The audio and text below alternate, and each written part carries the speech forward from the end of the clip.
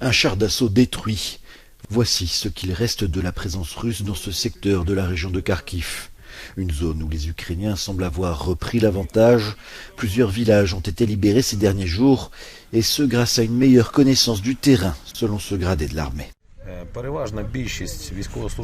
La grande majorité des militaires qui sont recrutés pour la défense territoriale sont recrutés dans une zone spécifique pour des tâches spécifiques. Quel est l'avantage de cela? C'est que mes subordonnés n'ont pas besoin de carte. Ils ont une carte dans leur tête. Ils connaissent cette zone, non pas par des cartes, ils l'ont déjà parcourue. C'est notre force.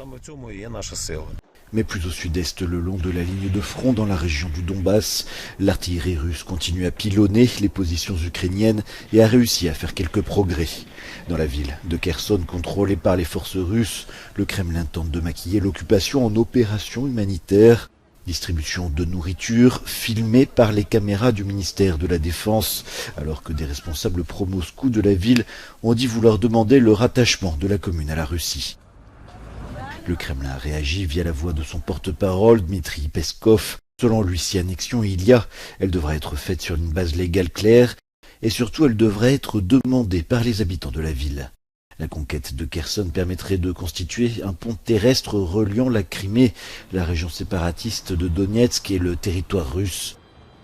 À Donetsk, justement, ce mercredi, les autorités locales célébraient le 8e anniversaire de leur indépendance autoproclamée de l'Ukraine, le symbole du démantèlement du pays voulu par Moscou.